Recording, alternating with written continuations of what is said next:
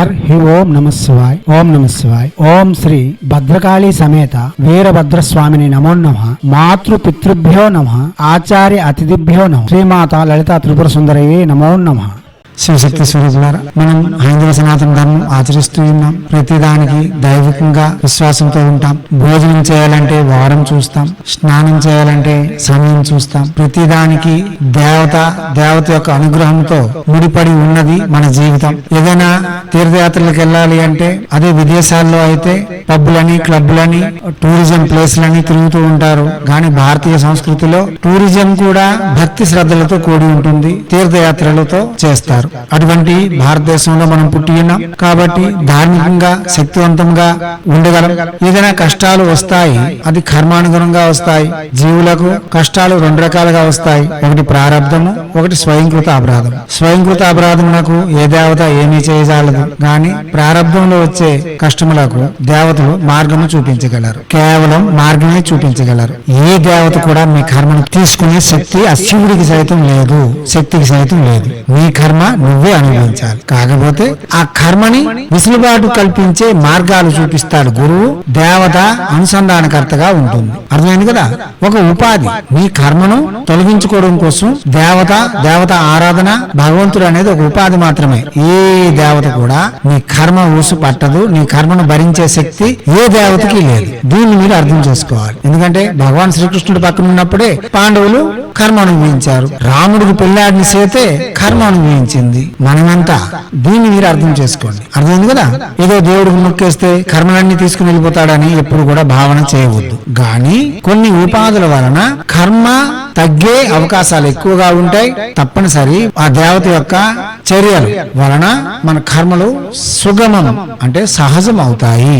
దీనిని మీరు అర్థం చేసుకోండి. తర్వాత దుర్గాదేవి యొక్క ఆరాధన అతి శీఘ్రంగా ప్రసన్నత చేకూరుస్తుంది, అతి వేగంగా ఫలితములు ప్రసాదిస్తుంది. కాబట్టి మన కర్మలను వెసులుబాటు కల్పించుకునేందుకు, మన కర్మల నుండి అతి వేగంగా బయటపడేందుకు దుర్గాదేవి యొక్క ఆరాధన అతి శ్రేయదాయకం. అయితే కర్మలు ఎలా పోతాయి అంటే, ఒక వ్యక్తి కర్మలో ఉన్నవి రుణములు లాంటివి. ఒక వ్యక్తి ₹1,00,000 బాకీ ఉన్నాడు. రోజుకు ₹100 అప్పు తీర్చాలంటే 1000 రోజులు కష్టపడాలి. అదే కొంచెం ఎక్కువగా ఆదాయం వచ్చే పని అనగా కొంచెం ఎక్కువగా ఆదాయం వచ్చే వృత్తిని ఎంచుకుంటే ₹1000 చెప్పిన రుణం తీరుస్తూ 100 రోజుల్లో తీర్చేయగలడు. అదే మరికొంచెం ఎక్కువగా సంపాదన చేసే వృత్తిలో చేరితే 1 నెలలో కూడా తీర్చేయవచ్చు, 15 రోజుల్లో కూడా తీర్చేయవచ్చు. అందరూ కష్టపడేది 8 గంటలు లేక 16 గంటలే. గాని చేయి వృత్తిని అనుసరించి తగు పారితోషికం లభిస్తుంది. ఆ పారితోషికం అనుసరించి మనం రుణములను తీర్చుకొని రుణ విముక్తులం అవుతాం. అదే ప్రకారంగా కర్మల నుండి విముక్తి పొందేందుకు మార్గములే దేవతలు. కర్మను ఏ దేవత కూడా తీసుకోదు.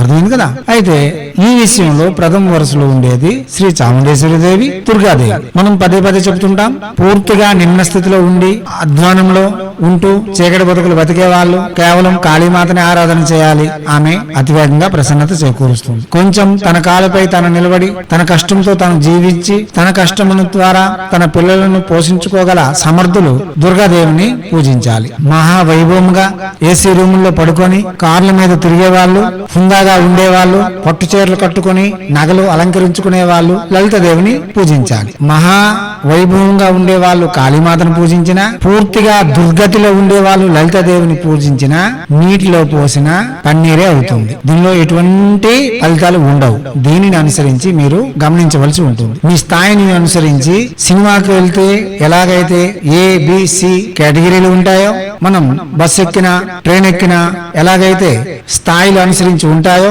దేవతల్లో కూడా రిజర్వేషన్లు స్థాయిలు ఉన్నాయి.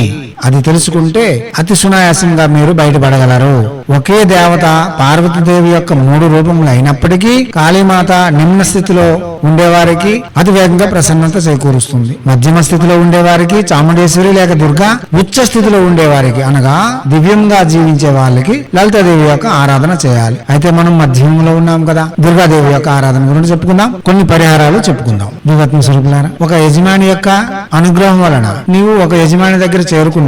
ఆ యజమాని రోజుకి ₹300 కూలితో నీకు ఒక పని పనిలో నియమించి ఉన్నారు. ఆ యజమాని యొక్క అభిమానం పెరిగిన తర్వాత నీకు ప్రమోషన్ ఇచ్చి 1000 రూపాయలు పారితోషికం అందే డ్యూటీలోకి నిన్ను మార్చారు. అదే యజమాని యొక్క ప్రేమ పెరిగి రోజుకి 10,000 రూపాయలు సంపాదించుకునే పనిలోనికి నీకు చేర్చారు. ఇది మొత్తం యజమాని యొక్క స్నేహంతో చేకూరుతుంది. దానిలోనూ నీవు సమర్థుడై ఉండాలి, చేయి వృత్తి అందు సమర్థత చూపించాలి. అదే ప్రకారంగా ఈ సృష్టికి యజమానురాలైన శ్రీమాత మన యొక్క ఆరాధన వలన లేక మన యొక్క భక్తి శ్రద్ధల వలన మనకు ప్రమోషన్ ఇచ్చి మనకు ఉత్తీర్ణత చేకూర్చి ఉత్తీర్ణతలో ఉండే ఆదాయంతో చిన్న చిన్న కష్టములన్నీ సునాయాసంగా తీర్చగలదు. ఇదే మార్గం. ఈ మార్గమును తెలుసుకోవడమే ఇదే వేదార్థ సారము. అతి మర్మ రహస్యమైన విధానం. ఎవరెవరో చెబుతూ ఉంటారు, దేవా అనేస్తే రామా అనేస్తే ఇంకేదో మంత్రం చెప్పేస్తే ఏదో అయిపోద్ది, ఇదంతా ఒట్టిదే. దీనిని మీరు ఎవరు నమ్మవద్దు. గురువు గారు మీరు అలా ఒట్టిదే అని ఎలా అనేస్తారు అని మీరు నాకు ప్రశ్నించవచ్చు. నిజమే, రామనామం తలంచడం వలన భగవంతుని యొక్క స్మరణ చేయడం వలన ఉత్తీర్ణత లభిస్తుంది. అది ప్రవచకులకు మాత్రమే. ఈ రోజు గురువులు ప్రవచకులు సింహాసనాల మీద కూర్చొని అందరూ పాదాలకు నమస్కారాలు చేస్తుంటే ఆశీర్వాదాలు చేస్తున్నారు అంటే అది కేవలం రామనామం యొక్క మహిమ లేక దేవత యొక్క అనుగ్రహం. వారు దేవతల యొక్క మాటలు చెబుతున్నారు, దేవతల గురించి వివరణ చేయగలుగుతున్నారు, దేవతల గురించి 10 మందికి ప్రోద్బలాన్ని కల్పిస్తున్నారు. కాబట్టి వారికి అంత గౌరవం మర్యాద రాజరకము లభిస్తుంది. వారు దానిని మరిచి మేమే గొప్ప వాళ్ళము, వీళ్ళంతా నిమ్న స్థితిలో ఉన్నారు కాబట్టి మా పాదాలు పట్టుకుంటున్నారు అనే అహంకారము వారికి ఏ రోజైనా సరే పెనుముప్పుగా మారుతుంది. ఎవరైతే రామనామమును లేక దేవత ఆరాధనను దేవత విధానాలను వివరణ చేస్తున్నారో వారు రాజపూజ్యముగా రాజుల వలె వెలుగుతున్నారు. గాని ఆ మార్గంలో ఉండే వారికి మాత్రమే అది సాధ్యం. నీవు పూజించే దేవత నిన్ను యజమానిగా ఉండి నీ యొక్క వృత్తి అందు చేస్తున్న పనుల అందు వెసులుబాటు కల్పించి నిన్ను కొంచెం ఉచ్చ స్థితికి తీసుకుని వెళ్లి నిన్ను బలవంతునిగా మార్చడం వలన నీకు వచ్చే కష్టాలన్నీ చాలా సునాయాసంగా ఎదుర్కోగలవు.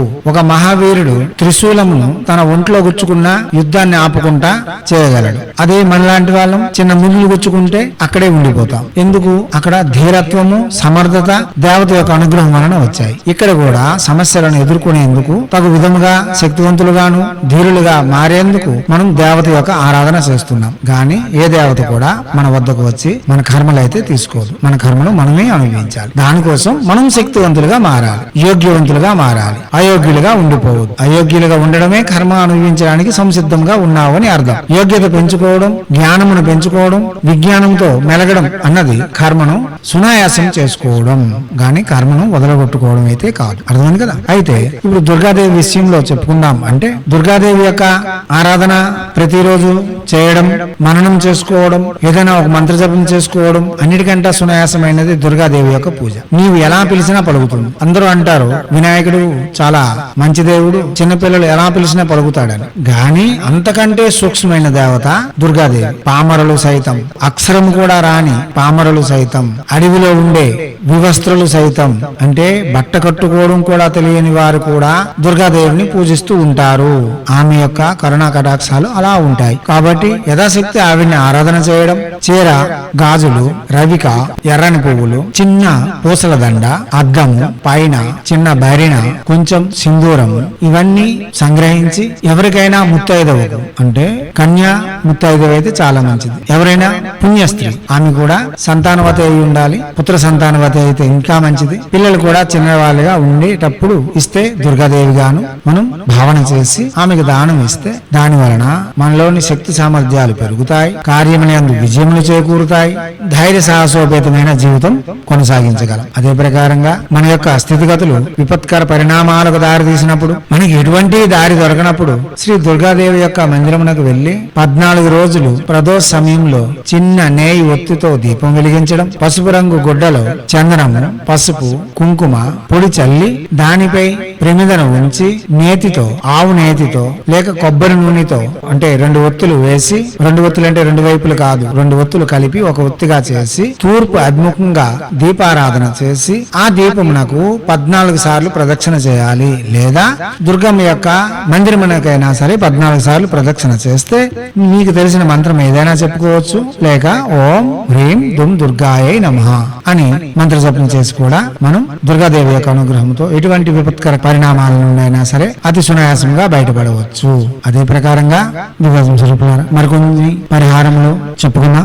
మనకు వచ్చే కష్ట నష్టాలకు దుఃఖములకు ఎవరిపైన నింద వేయకుండా, ఏదైనా మంచి జరిగినప్పుడు భగవంతుని యొక్క అనుగ్రహంతో జరిగిందని, ఏదైనా చెడు జరిగినప్పుడు నా యొక్క స్వయంకృత అపరాధం అని భావన చేస్తారో వారు ఎటువంటి కష్టములైనా సరే ఎదుర్కోగలరు, ఎదిరించి నిలవగలరు. నిలవలేక గత్యంతరం లేక జీవితమును ఈడ్చుకురాగలరు, సునాయాసంగా బయటపడగలరు. ఎందుకంటే దుఃఖము అనుభవించి కొన్నిసార్లు సిగ్గు బిడియము విడిచిపెట్టి సమాజంలో జీవించవలసి ఉంటుంది. అప్పుడు ఏ దేవుడు కూడా మన దగ్గరికి రాడు, ఎవరు మనల్ని కాపాడలేరు. అప్పుడు మన యొక్క జీవితం యొక్క ఉన్నతి, మన యొక్క పిల్లల యొక్క భవిష్యత్తు దృష్టిలో ఉంచుకొని సిగ్గు బిడియములను విడిచి విజయం పొందడమే ఉపాధిగా తీసుకొని దానినే మన యొక్క లక్ష్యముగా దృఢమైన సంకల్పంగా ఎత్తుకొని ముందుకు సాగితే ఈ రోజు కాకపోయినా రేపైనా సరే మీరు అనుకున్న దానికి మీరు చేరుకోగలరు. దివ్యత్వం స్వరూపులారా చేయండి, చేసి తగ్గ ఫలితములను పొంది ఎన్నైనా ఆనందములతో ఐశ్వర్యయుక్తమైన భోగయుక్తమైన ఆనందకరమైన జీవితం గడపాలని హైందవ సనాతన ధర్మ ఋషులు మనకు అందించిన విద్యను వినియోగించుకొని భారతీయ సంస్కృతి సాంప్రదాయాలు కాపాడుతూ మన